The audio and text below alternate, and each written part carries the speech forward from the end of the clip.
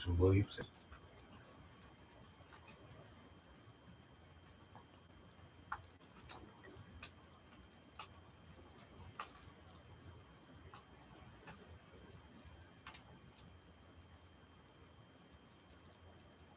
Oh, that one's getting more likes than. Holy shit. I already got more likes than the other one.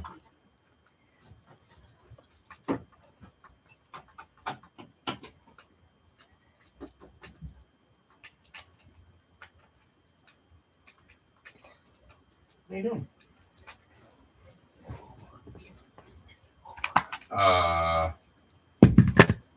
What is this?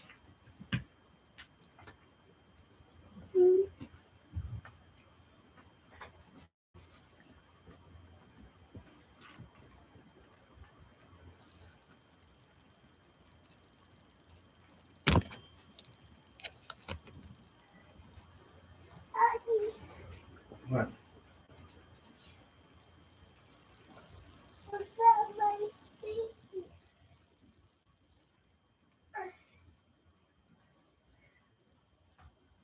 What? What's it doing down here?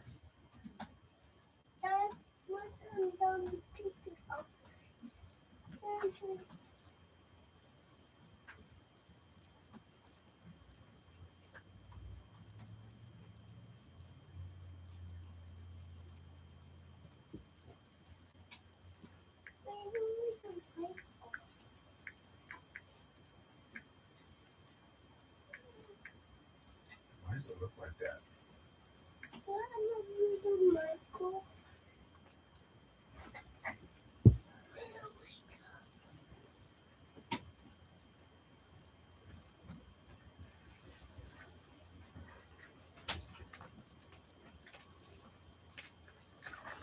That looking like that's not me.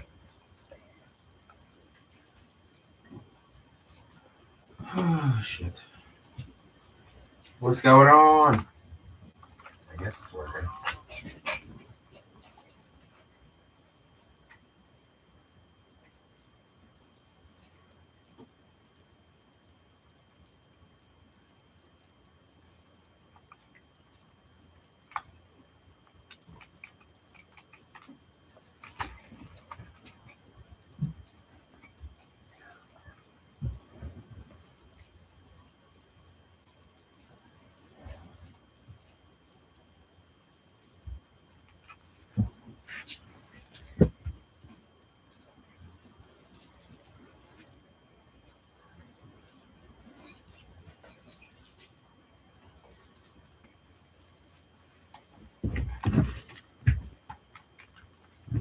Oh, duh.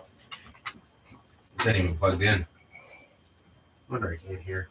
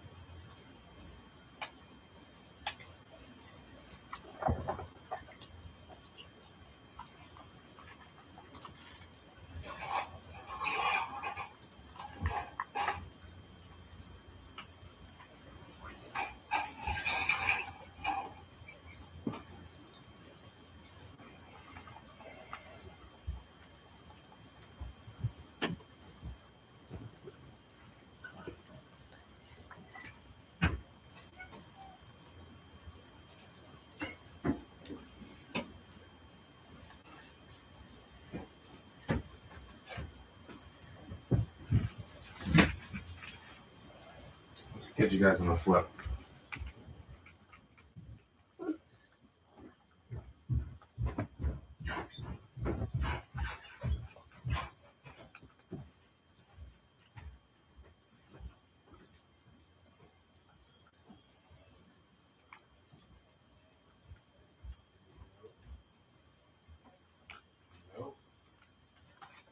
And that's when I was looking in the first hour.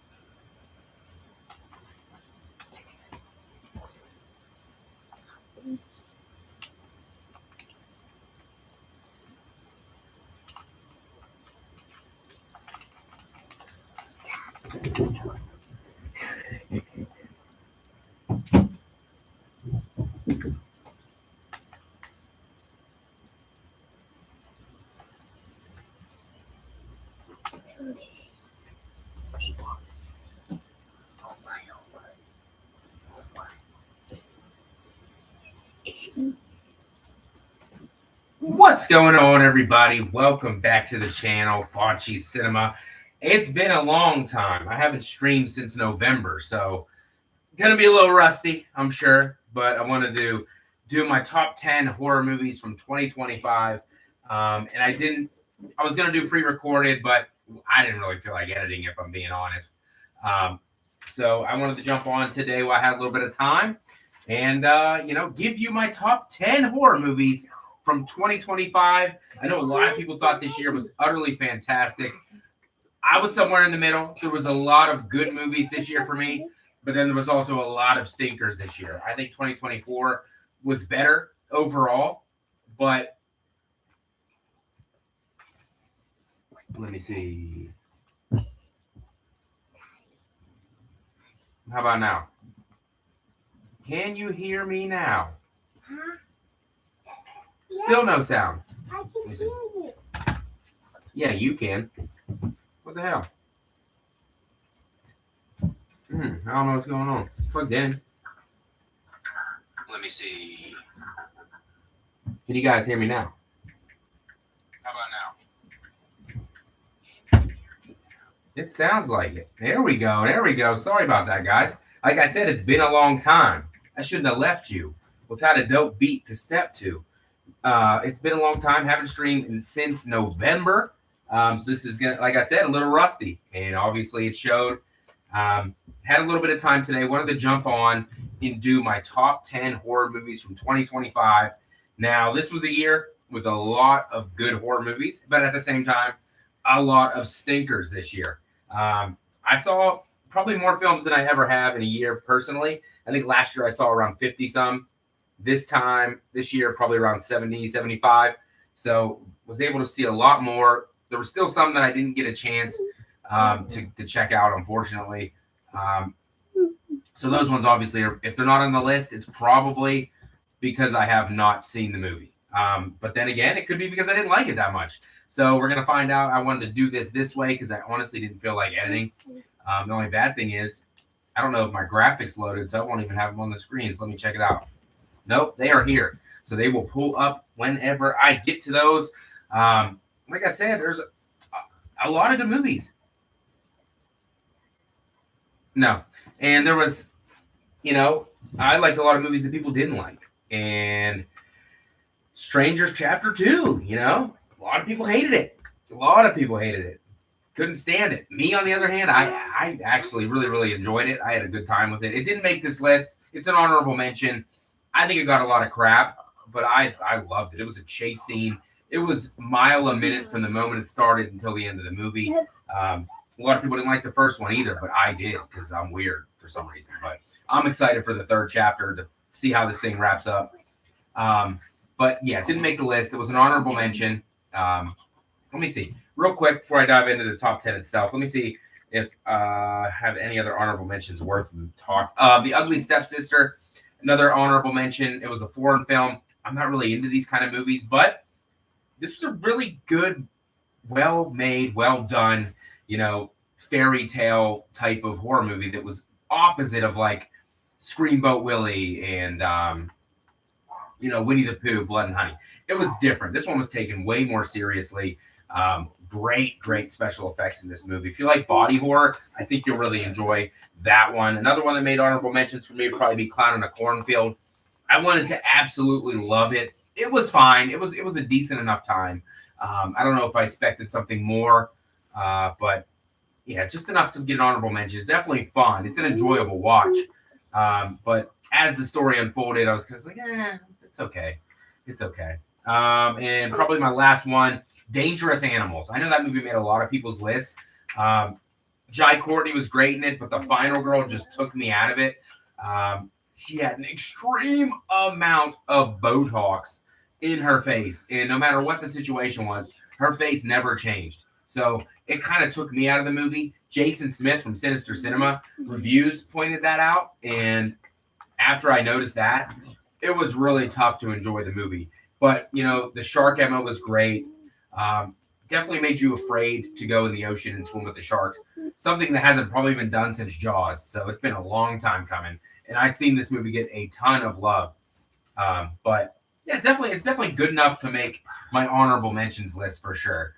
Before we get into the top 10, would like to say hello to the fine people who I haven't seen in a very long time because I have not been here. December was crazy. But going to try to get back into the swing of things now. Chester, what's going on, Chester? We got Kim, what's up? Adrian James, how are you? Happy New Year to you, my friend. Brooke, a pleasure as always. How are you doing, Brooke? We have Aaron Click, what's going on? Logan, please subscribe. That's my son, so feel free to go subscribe. He makes a bunch of, I don't know what he makes, but he makes NFL content. So if you're down, go check it out. Jamie Hart, what's going on? Ashton, my friend, how are you? Patriots are looking good this year, my friend. Looking real good. Maybe we'll be seeing them again soon in the AFC Championship game, maybe? Brett from Good Real Hunting, what's going on? Dark Room Reviews, what's going on? I appreciate you guys dropping in. I know it's kind of a last-minute thing. I really wasn't planning on doing this, but the wife took one of my kids to get a haircut, so figured I'd jump on and go over these top 10. I'm sure I'm going to break some hearts and destroy some lives, and I apologize. And by the way, just watched Stranger Things, the series finale last night, and yeah, that's all. Can't get it out of my head, man. I mean, was it the greatest finale of all time? No. Did I expect more? Yes, but I thought it wrapped up really nice, and it definitely hit you in the feels a couple times. Obviously, growing up and getting older, definitely hits, especially if you got kids and watching your kids grow up the same way you've watched these kids grow up in this show for the past 9 years. Definitely hits pretty hard. Eli, what's up, Eli Cortez? Says, don't forget to slash that like button and subscribe to this awesome channel. Well, I appreciate that very, very much. And without further, let's see if I can get this to work. Is that yeah, it is. Without further ado, let's go over my top 10 horror movies from 2025. All right, let's see. All right, coming in for me in 10th place, this may be a hot take of hot takes. I know this movie got shit on by a lot of people. I'm talking a lot of people, but I actually really, really enjoyed it. And coming in at 10th place for me, we have Woman in the Yard. I know that doesn't seem like your kind of movie. That movie's terrible. That movie's dog shit. I get it. It got a Rotten Tomatoes score of 41%, and it has a Letterboxd score of 2.3 out of 5. So it's not presenting itself as a good movie. However, with the low expectations that I had going into it, I think that's what helped me really enjoy the movie. Um, it was a movie about, like, we haven't seen this before, grief and trauma. I know every movie trauma dumps these days.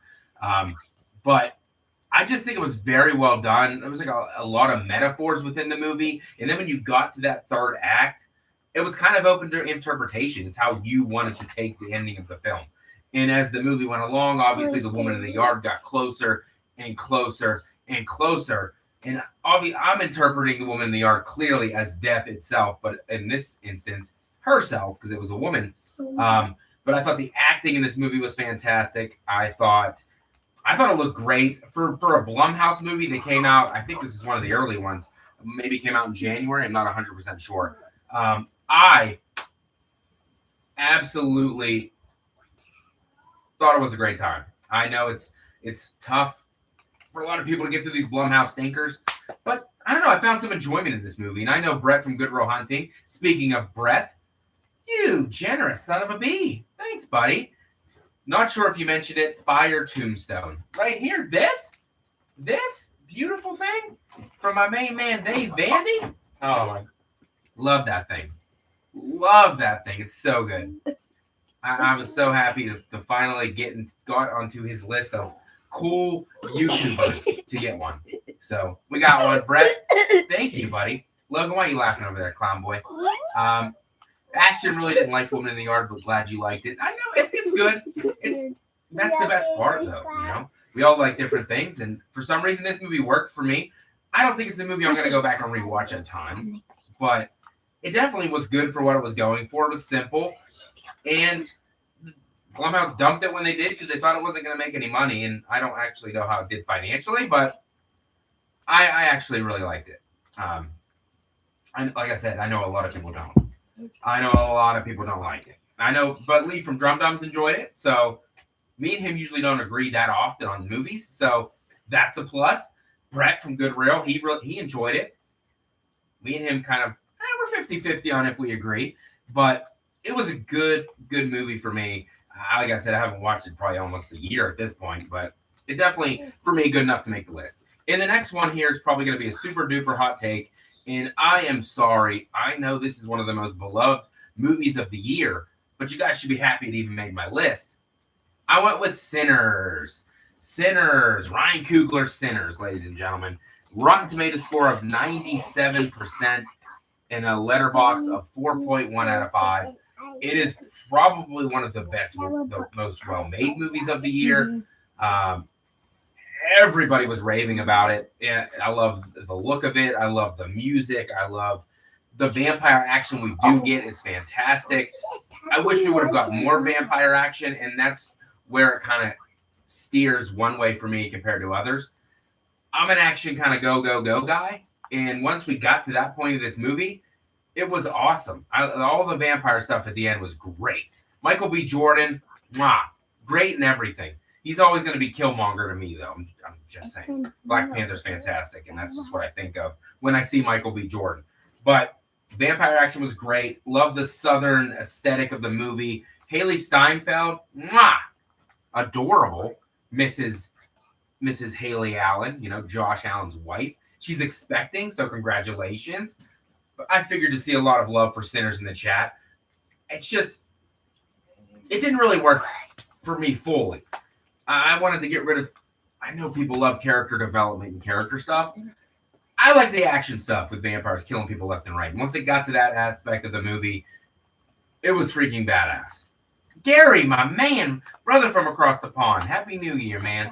Happy New Year. I know you don't catch many streams because you're way many hours ahead of me. So love seeing you in the chat, buddy. But Sinners, is it a movie? Another one instance for me that am I going to go back and rewatch it? Probably not. I'm not into 2-hour-plus movies for the most part. So, yeah, but I respect the hell out of it. I see where people are coming from. Um, it just didn't obviously live up to all the hype. And I saw it after the fact, after a lot of other people have already seen it, and blew it sky high as the greatest movie ever, the greatest thing since sliced bread. And I think the expectations kind of just were too high for me to meet them, to be honest. So number 9, I'm gonna go with Sinners. Number 8 for me, it's maybe another hot take, and I'm very sorry. I'm gonna go with Weapons. Weapons. Rotten Tomatoes score of 93%, Letterboxd 3.6 out of 5. Another movie we had no idea what it was about. The marketing was great, didn't give too much away. Trailers didn't spoil anything. And then what we did get at the end, really gruesome kills. The kill scenes were pretty gross. I like the ending. The third act is really, really good. We got Josh Brolin in here. I hope I didn't mess. Yeah, I think it's Josh. Yes, Josh Brolin from Avengers Endgame and all those movies because he was Thanos, and that's all I think about watching this movie. We had the girl that also was in Wolfman. Can't think of her name. Not the best with names. She was good. Gladys, I know she was up. A lot of people like to dress up as Gladys for Halloween. I just didn't want the story to go this way. And Ashton agrees, not much of a hot take. Thank you. I didn't really want the story to go the way it did, to be honest. It was really creepy, obviously, 217, all the kids go missing, just in that one class. The gas station scene with the dude's just running at him. You're supposed to be like scared, but I was laughing because that was funny. But any time kids are in danger, obviously it adds that extra scare factor. But I'm not going to spoil it because in case you didn't see it, I just didn't like the way that what Gladys was. I didn't like that aspect of why the people were doing what they were doing. Not my cup of tea, but overall it was a very well made movie. It looked good, shot well, acting was great. Just another movie that I just don't find myself I'm going to go back and rewatch. That's the problem with a lot of these movies. I don't really want to go back and rewatch it. Most of them. I think if they had a more rewatchable factor for me, I would raise them higher on the list. But Weapons, even though I just fucking said that, Weapons is a movie I think I want to go back and give it another rewatch. Got the 4K Steelbook. I think I want to show some love, maybe give it another watch and see if I change my mind on it. I mean, anytime I can get to go back and see Josh Brolin, I'm good with that. That's fucking Goonies, man. The Goonies. But number 8, we got Weapons. Number 7 is one from early on in the year. We have... It took me 2 watches to really, really enjoy this one. Final Destination Bloodlines. It seems like it's been forever ago since these movies came out. First time I watched this movie, thought it was all right. It was what my tombstone says. It's fine. Watched it a second time, had an absolute blast. Do I think The Premonition is the greatest in the franchise? Not at all. Not at all. That's not a situation where most people are going to find themselves. By the way, Rotten Tomatoes score of 92% for a Final Destination movie. That's insane. In a Letterboxd of 3.2 out of 5. So all these movies are very well critically and fan received, except for Woman in the Yard so far. I thought the kill sequences were great. The ending kind of was a letdown because they keep doing the same thing. And also, I just didn't think the third act, a lot happened. It was kind of just like boom, boom, it was over. Like, I don't know. The other movies just seem to have a lot more going on, except for 5, because that one's just, wait, no, not 5, 4. The freaking racetrack one. That one is dog shit. And nobody can tell me otherwise. But this one, really, really liked all the setups to the kills. Premonition scene, like I said, is it the best? No. Is it the worst? Hell no. But overall, it's just a fun movie. Now, this is a movie I can go back and rewatch and have a good time. That MRI scene, that shit really can happen, man. And they killed that one. The favorite character in this movie got killed, and it wasn't even his turn, I don't think. It just happened to line up that way. All because of a damn kid with a fucking penny. That chubby-ass kid with a penny. Doesn't even make sense. That is, yep, Ashton, thank you. 4 is the only bad one. Yeah, it's not good. It's not good. And then we get Tony Todd's speech in this, which obviously was just him talking about his real life as well as the movie, because he knew what he was going through. He knew this was his, last hurrah. R.I.P. Tony Todd. One of the greatest horror villains of all time in Candyman. Loved his role in these movies. He had a bigger one in this one, obviously. It's sad to see that he passed away, but I'm glad he got to put the love that he had into this movie, and that speech just reflected and hit hard for real.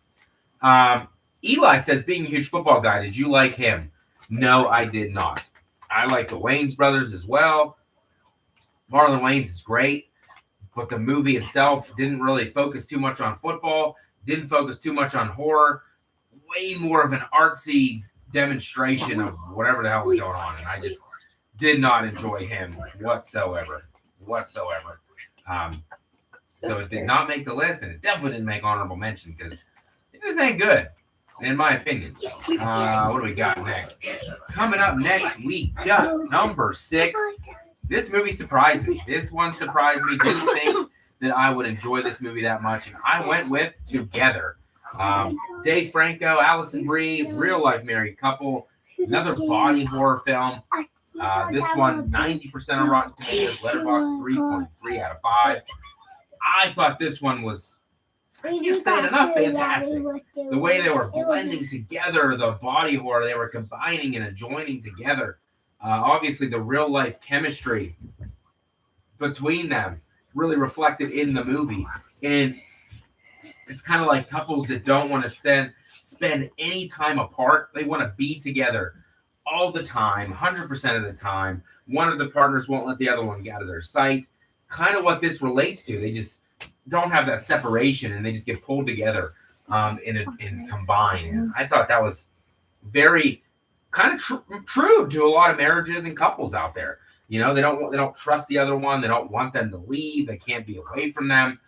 And that's what happens when you do that in real life. You just combine and join into one person. You get the best qualities from both one, and boom, you get one. Really, really fun time. I wasn't expecting too much out of it. I know it had a lot of controversy. They ripped off another movie. Obviously, it got settled or something because the movie came out. Critically, very well done. Fans liked it as well. If you haven't seen Together, definitely go ahead and join up and just sink and become when two become one, like the Spice Girls say. Good stuff. That song really. Once they put that song on the record player, man, it just all came together. Ugh, gruesome shit. Great body horror. So definitely go check out Together. Came in at number 6.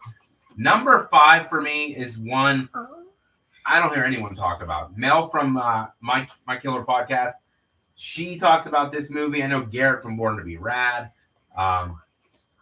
doesn't get a lot of love, and I don't know why, because it definitely flips what you think it's going to be. It goes a whole different direction. I'm talking about Marshmallow. This movie, like I said, did not get talked about a lot. It has a Rotten Tomatoes score of 82%, Letterboxd 2.9 out of 5. So critics really enjoyed Marshmallow. You think this is going to be a typical camp slasher movie. We got the killer looks like a doctor with a light on his head. You don't know what the taser in his hand. You think that's the way it's going to be. Not even close. It starts off that way a little bit, but they're actually doing something for a totally different reason in this movie. And I can't spoil anything in this movie, because if I do, then there's no point to watch it, because it goes one way, flips it, goes a totally different way you didn't see coming. Love the camp aesthetic. These are just kid actors too, with like no experience whatsoever. And I thought they did a great job. Ashton hated Marshmallow. I don't know. I dug Marshmallow, but I'm a sucker for the camp setting, and definitely got sucked in to that world and what they were doing in this movie. And then the ending definitely could have set it up for a sequel. I don't know if it's going to get a sequel, because I don't think it made that much money, because it wasn't really out there. Eli, give it a shot, man. Give it a shot. If my girl Killa Mel likes it, somebody else got to like it besides me. Go check it out. If you love Born to Be Rad, Garrett, he liked it. Go check it out. It is fun time. Not many people. Look, see, hardly any of you have even heard of this movie. I recommend searching. I don't know where it's. Let me see. Let's check. Where is it playing? Is it streaming anywhere? Let's see. Marshmallow. It is. Damn, I don't even know if it's streaming anywhere. Holy shit. You can buy it on Google Play. Yeah, you can rent it on Amazon, YouTube. It's free on Hoopla, whatever that is. So it's out there. I recommend it. Ashton says, please no sequel, but he likes the Patriots, so we're not going to really talk about him. I'm just kidding, Ashton. But Marshmallow, won't give too much away. Number 5 for me. Number 4 was a movie that was in my top 1 for over half a year. Probably, honestly, 75% of the year, this movie was number 1. It slipped to number 4. It didn't get a lot of love as I thought it would get. Hard Eyes. It's from way back in the beginning of the year, January, February time. I absolutely loved Hard Eyes. Rotten Tomatoes score 78%. Letterboxd 2.8 out of 5. I thought the look of the killer was amazing. The Valentine slasher sucked me right in. You know, My Bloody Valentine from 2001. This one just surpassed a bunch of them though, because I love the killer's look, the kills, the brutality. Mason Gooding as the final guy. Anytime I can see Mason Gooding on a movie, I'm there. His co-lead, I can't think of her name, but she was great as well. Their chemistry really worked. A lot of it was a rom-com slasher flick. So, and I thought it all worked together well. I thought they blended the comedy, the romance, and the horror really, really well. Took a dip in the third act when the killer reveal comes up. Every movie tries to be Scream, and I don't really know what the problem is because Scream is great. So you're just trying to model yourself after greatness. And I think, did they nail it on the head with their killer reveal? No. Kind of like the first person, you're like, who is this? I don't even know who this is. But definitely a fun-ass time. We got Devin Sawa on here as well. Horror icon. We got Jordana Brewster. Love seeing her as well. I thought everybody was great. Shot great. Kills were great. Killer look was great. Definitely would love a sequel. I don't know if they're going to ever make one. And definitely need this on 4K or Steelbook because it doesn't exist right now. So I did not buy the Blu-ray because I want that Steelbook of this. And this movie, I have not watched it since last year. Valentine's Day coming up, you know it's getting watched. So I think it's on Netflix, so it should be in good shape for that. Hard Eyes coming in at number 4. Number 3, newest movie on the list, ladies and gentlemen. A Christmas remake of a Christmas slasher. We have Silent Night, Deadly Night starring Rohan Campbell. Woo! I love me some Rohan Campbell. Corey Cunningham, Halloween Ends, one of my favorite movies ever. 79% of Rotten Tomatoes and a 3 out of 5 on Letterboxd. What can you say? They took what the original one did, used some of it, and then just went in a different direction. You're rooting for Billy in this movie. I like the way the power transference happens. That's definitely different than the first one. Kind of a little cheesy. Yes, a little supernatural, but it relates to Halloween Ends, so I fucking loved it. Kills were fun. Lots of kills in this movie. Is it Terrifier level kills? No, but everything doesn't need to be Terrifier level kills. I think that's the problem. Most people expect that, and then when you don't get it, you're a little disappointed. But I prefer it to be a little bit cut back the way it was in this movie. Great Santa Claus action. Love the Christmas aesthetic, Christmas vibes. Loved his co-lead. She was in Happy Death Day as well. Can't think of her name either. But she was good. Their chemistry was great, and I like the way the movie wrapped up at the end. I can't say it, but I like the way it wrapped up.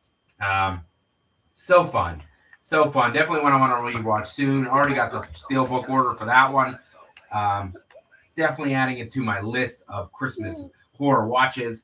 And when it comes to the ranking of that franchise, it definitely jumped to the top of the list. Number 1 in that franchise for me. It was pure holiday greatness. So number 3, Silent Night, Deadly Night. Number 2, this is a movie I didn't expect much from. I didn't even know if I was going to watch it. But Stephen King's The Long Walk. This movie hits you deep. It really, really does. You start off as nobodies in the beginning of the movie. They don't know any of them. And they become friends and develop this bond throughout this movie. And It's set. It was like a lottery. You got picked. If you made it to the end of the long walk, you won whatever you wanted, and you grew to fall in love with a lot of these characters, and to watch them, you know, die along the journey to the end of the long walk is tough. And then when you get to the end, really hits. It really, really hits because you don't want anybody to die. And the two that are left became best friends through this journey, and you want them to make it out. And this movie has a lot of heart and definitely will hit you in the throat. You'll be feeling it. Most of this movie, you get Mark Hamill in this movie as well as the general. Luke Skywalker. Yes, Luke Skywalker. It's yeah.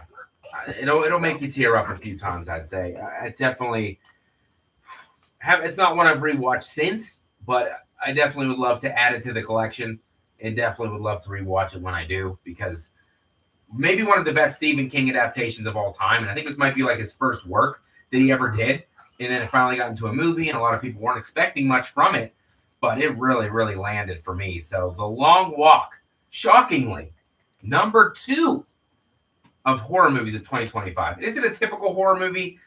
No, I wouldn't say, but definitely horror elements, horror situations, horrifying visuals. I think that counts. It just definitely has a lot more drama and heart within the movie as well. So that's where it comes. In the number 1 movie for me, horror movie of 2025, probably a hot take, but a lot of people probably already saw this coming. Just saw it. I saw it, unfortunately, a couple weeks after it came out in the theater. I'm talking Black Phone 2. Anytime I can get more Ethan Hawke as the Oh, by the way, hold on. Long Walk, Rotten Tomatoes 88%, and Letterboxd of 3.5 out of 5. Black Phone 2, on the other hand, Rotten Tomatoes 72%, Letterboxd 3.3 out of 5. I absolutely loved it.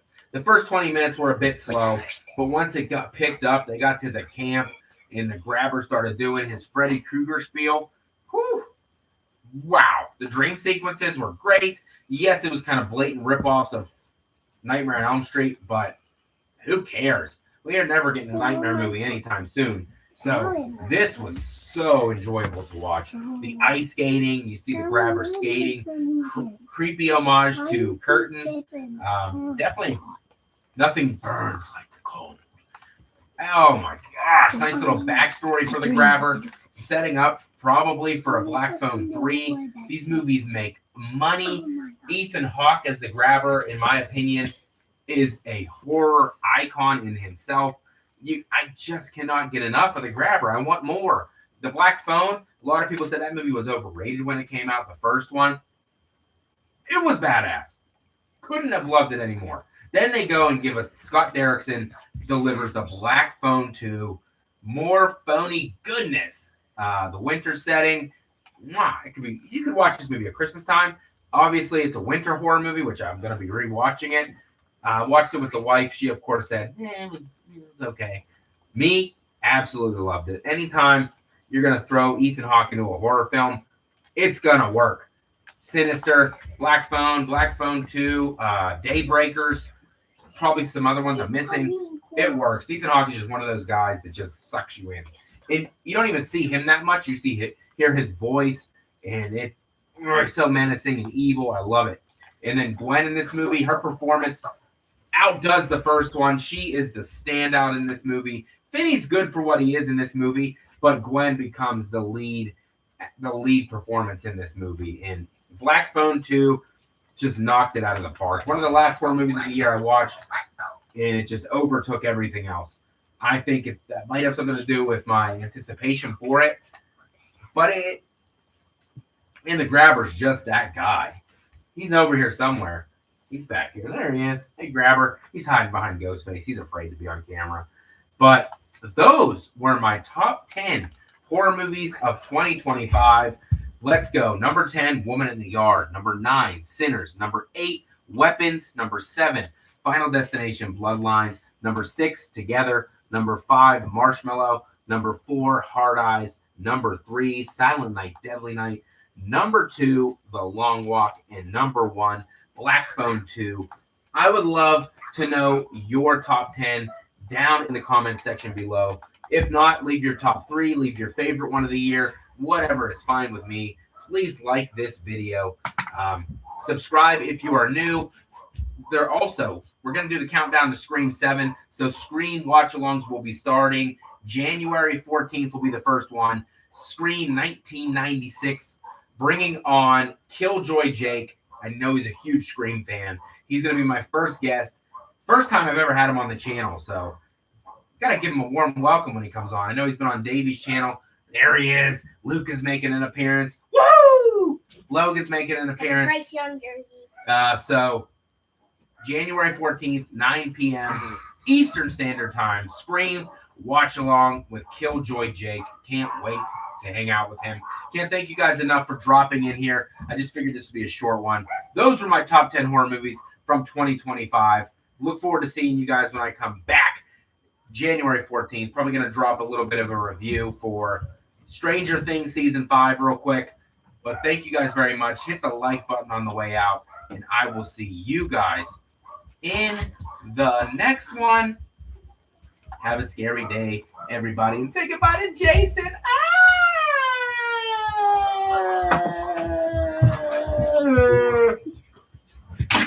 We're done. Nobody watched it. What else is there? I don't do streams. I'll just stick with my $4,000, $15,000 shorts.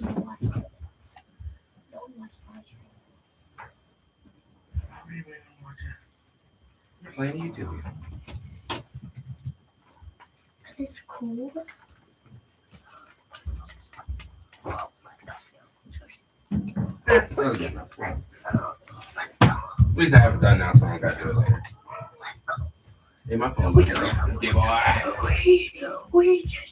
We just upset the Bills. We just upset the Bills. Sure. That's the end of the stream.